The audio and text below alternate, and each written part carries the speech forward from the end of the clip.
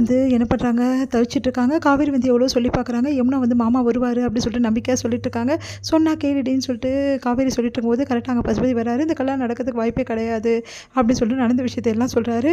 இந்த மாதிரி விஜய் எவ்வளோ கெஞ்சி பார்த்தாரு. ஆனால் என் தங்கச்சி சம்மதிக்க மாட்டேன்ட்டா. என் தங்கச்சி வந்து இந்த கல்யாணம் நடந்தால் அதுக்கப்புறம் இந்த உலகத்தில் இருக்க மாட்டேன்னு சொல்லிட்டா. இதுக்கு மீறி இனிமேல் எப்படி வந்து தாலி கட்டுவா நீங்கள் எதிர்பார்க்குறீங்க. அதனால் 2 பேரும் முதல்ல கிளம்புங்க, இங்கே இருக்கிறவங்களாம் கிளம்ப சொல்லுங்கள் அப்படின்னு சொல்கிறாரு. அதை கேட்டு வந்து என்ன பண்ணுறதுன்னு தெரியாமல் தவிக்கிறாங்க. யமுனா கதறி அழறாங்க. அந்த டைமில் கரெக்டாக விஜய் அங்கே வர்றாரு. இந்த மாதிரி கல்யாணம் எப்படி நடக்காது, மாப்பிள்ளை தான் வந்துட்டார்ல அப்படின்னு சொல்லிட்டு சொன்னோன்னா அப்படியே அதிர்ச்சி அடைகிறாங்க. மாப்பிள்ளையை வந்து கூட்டிகிட்டு வராரு நம்ம நிவினை பார்த்துட்டு அப்படியே அதிர்ச்சியாக பார்த்துட்ருக்காங்க. சரி முதல்ல வந்து மாப்பிள்ளை நீங்கள் ட்ரெஸ் மாற்றிட்டு வந்துடுங்க, டைம் ஆகிடுச்சுடா அப்படின்னா நிவின் வந்து ட்ரெஸ் மாற்றுறதுக்காக போகிறாரு. இதெல்லாம் பார்த்து வந்து செமையாக டென்ஷன் ஆகிறாரு பசுபதி உடனே அவங்க தங்கச்சி கால் பண்ணி இந்த மாதிரி கல்யாணம் நடக்குது, சீக்கிரம் வாங்க, பொன்னியம்மன் கோயிலுக்கு வாங்கன்னு சொல்கிறாரு. சரின்னு சொல்லிட்டு அவங்க தங்கச்சி வீட்டுக்காரன் வராங்க. இந்த சூழ்நிலை எங்கள் மாப்பிள்ளை வந்து மணவரில் உட்காரட்டும் அப்படின்னோடனே யமுனா பக்கத்தில் வந்து நிவின் போய் உட்காராரு. யமுனாவுக்கு சந்தோஷம் தாங்க முடியல. 2 பேருக்கும் மாலை போட்டு உட்கார வைக்கிறாங்க. இங்கே மணவரில் உட்காந்துருக்கும்போது மந்திரம் சொல்லிட்டுருக்காங்க. கரெக்டாக கல்யாணம் நடக்கும்போது அங்கே வந்துடுறாங்க நிவினோட அப்பா அம்மா. நிவின் நிறுத்துறா அப்படின்னோடனே அதிர்ச்சி அடைகிறாங்க எல்லாருமே. பார்த்தல இப்போ நிவினோட அப்பா அம்மா வந்துட்டாங்க, நிவினை ஏமாற்றி கல்யாணம் பண்ணலான்னு நினச்சிங்களா, பார்த்துட்டிங்களா, இனிமேட்டு இந்த கல்யாணம் எப்படி நடக்குதுன்னு பார்க்கலாம் அப்படின்னோடனே எல்லாருமே அதிர்ச்சி ஆகிறாங்க.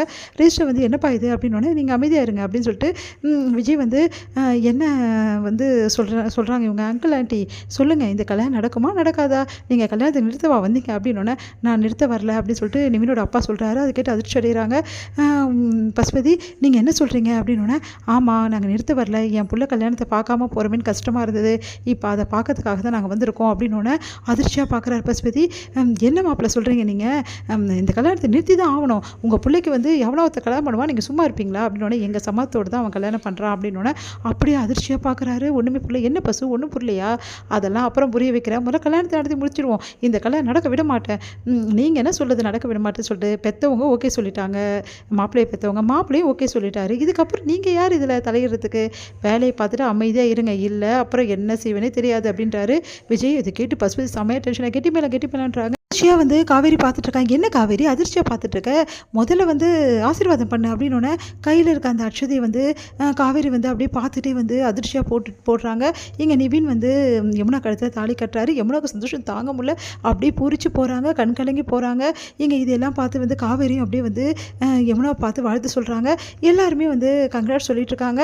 ரிஜிஸ்டர் வந்து ரிஜிஸ்டர் பண்ணிடலாமா அப்படின்னு கேட்குறாரு. எல்லாம் சைன் போடுங்க அப்படின்னோடனே ஒன்றும் பிரச்சனை இல்லை, பொண்ணுக்கு நாங்கள் போய் சைன் பண்ணுறோம், மாப்பிள்ளைக்கு பிரச்சனை இல்லை, மாப்பிளோட அப்பா அம்மாவே வந்துட்டாங்களே பண்ண மாட்டிங்களா சைன், பண்ணுறோம் அப்படின்றாரு. உடனே நிவினோட அப்பா அம்மா சைன் போடுறாங்க. இதெல்லாம் பார்க்க வந்து வயிறு எரியுது வந்து நம்ம பசுபதிக்கு தாங்கவே முடியல. என்னம்மா இது இப்படி பண்ணிட்ட, இதான் நியாயமா, வேறு வழி இல்லைண்ணே, எங்களுக்கு வேறு வழி தெரியல, பண்ணி தான் ஆகணும், இது உங்களுக்கு சொன்னாலும் புரிஞ்சுக்க முடியாதுண்ணே நீங்கள் அப்படின்னு சொல்லிட்டு சொல்கிறாங்க ஜெயா. இதை கேட்டு வந்து பசுபதி செமையாக டென்ஷன் ஆகிறாரு. என்ன பசு இன்னும் என்ன பண்ணிட்டு இருக்கீங்க, இங்கே வீட்டுக்கு போகலையா, சரி பரவாயில்ல ஒன்றும் பிரச்சனை இல்லை, சாப்பாடு எல்லாருக்கும் அரேஞ்ச் பண்ண போகிறேன், அதனால் பிரச்சனையே கிடையாது, எல்லாம் சாப்பிட்டு தான் போகணும், நீங்களும் சாப்பிட்டு போங்க, ஒன்றும் ப்ராப்ளம் இல்லைன்னு பசுபதி செமையாக டென்ஷன், அவனை பார்த்துக்கிறேன் அப்படி சொல்லிட்டு போகிறாரு. அடுத்து வந்து இங்கே என்ன பண்ணுறாங்கன்னா நிவினோட அம்மா அப்பாவை பார்த்துட்டு பரவாயில்ல அங்கிள் ஆண்டி நீங்கள் வந்துட்டீங்க, எங்கே நீங்கள் வரலையேன்னு கவலையாக இருந்தது அப்படின்னோடனே உடனே பார்த்து அப்படியே வந்து முறைக்கிறாரு நிவின். நம்ம விஜயை பார்த்து விஜய் வந்து அப்படியே பார்த்துட்டே இருக்காரு. சரி நீங்கள் ஆசீர்வாதம் பண்ணிடுங்க பொண்ணு மாப்பிள்ளையும் அப்படின்னோடனே யமுனா காலில் விழுமா அத்தை மாமா காலில் அப்படின்னோடனே யமுனாவும் வந்து நிவினும் காலில் விழுறாங்க. ஒரு 2 பேர் ஆசீர்வாதம் பண்ணுறாங்க. நீங்கள் 2 பேர் நல்லா இருக்கணும் அப்படின்னு சொல்லிட்டு நிவினோட அப்பா சொல்கிறாரு. அடுத்து வந்து இதையெல்லாம் பார்க்குற காவேரிக்கு ஒன்றுமே புரியல, அதிர்ச்சிக்கு மேலே அதிர்ச்சியாக இருக்குது.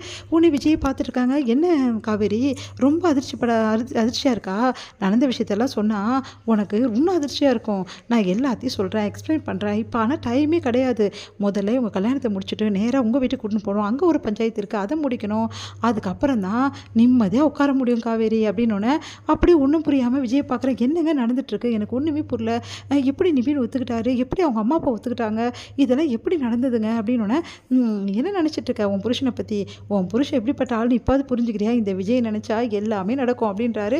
அதை கேட்டு ஒன்றும் புரியாமல் காவேரி பார்க்குறாங்க. நீ ரொம்ப குழம்ப வேணாம், நானே உனக்கு புரிய வைக்கிறேன், முதல்ல வா அப்படின்னு சொல்லிட்டு கையை பிடிச்சி இழுக்கிறாரு. சொல்லுங்கள் அப்படின்னோடனே நடந்த விஷயத்தை எல்லாத்தையுமே சொல்கிறேன், இதுதான் நடந்தது போதுமா அப்படின்னோடனே அப்படியே அதிர்ச்சியாக பார்க்குறேன். என்னங்க நீங்கள் இப்படி பண்ணி வச்சுருக்கீங்க, நாளை பெண்ணிக்கு அவள் வந்து அங்கே போய் வாழ வேணாவா, அதெல்லாம் பார்த்துக்கலாம் காவேரி, வா காவேரி அப்படின்றாரு. இது முடியுது.